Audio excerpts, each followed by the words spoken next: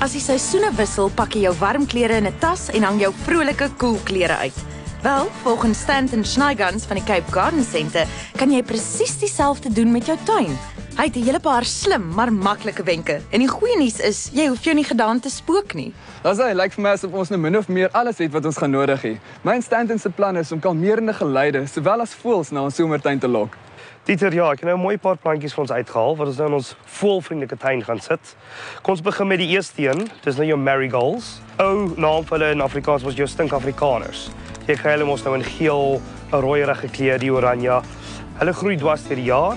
Wat sal gebeur as die blommetjie doodgaan? Jy kan hom net eintlik uitdroog, in die grond ingooi en dan kan jy hom weer plant. En jy sal sien hy gaan baie weer gou blom. Dan het ons jou Osteospermums. Osteospermums is baie mooi, baie goed vir bye ook in die tuin. As jy bye gaan jy natuurlik voëls hê. Jy kry in die geel, wit, pers en 'n pink. Hulle raak omtrent so 50 cm wyd, omtrent so 35 cm hoog.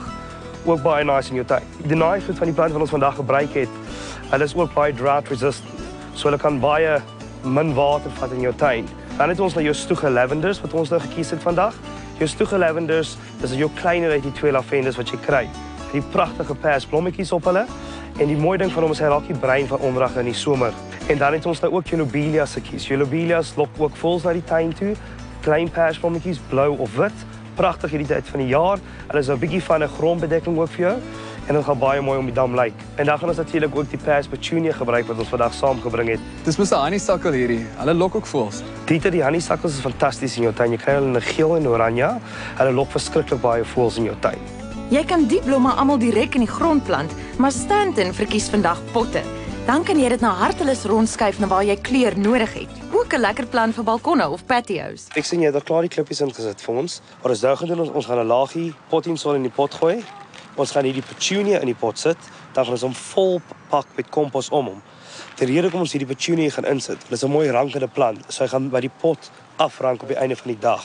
En jy gaan die persblommetjies pragtig lyk teen die donker agtergrond.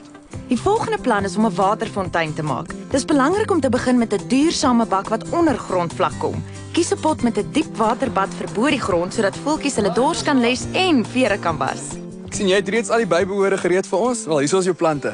Ja, Dieter, ek het hierdie waterfietser gekies. Hy's lekker diep en Dieter, hierdie waterfietser, dit het baie goed nodig hier. Jy het hierdie pon nodig, jy het daardie sif nodig en hierdie klip wat hier lê en daardie pompie en die pyp. Dis al wat ons nodig het. Ons gaan nou begin. Ek gebruik vir daardie hierdie pon.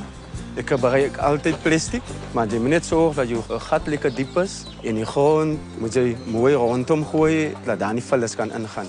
En dan sit ek my sif op. Die rede van die sif is dat die vullis en die blare nie binne in jou waterfietser in die water ingaan. En dan sit ek my pomp in by die mennootjie wat ek het by die sif.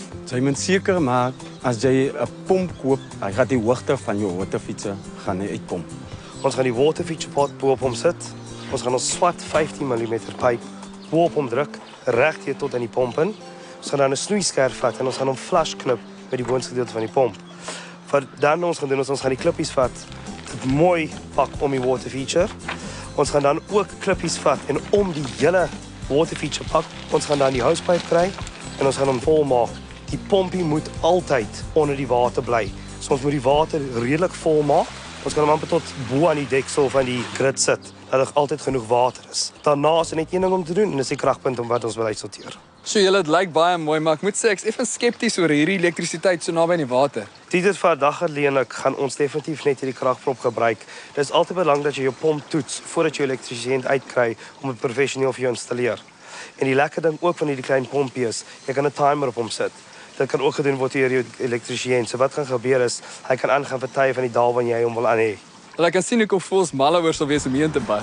Dis so maklik soos om jou naaste tuinsentrum te besoek en al die dele aan te koop. Dan kan jy dit oor 'n naweek aan mekaar slaan. En terwyl jy besig is, hang sommer ook 'n eet- en kuierplek vir die voeltjies aan 'n boom.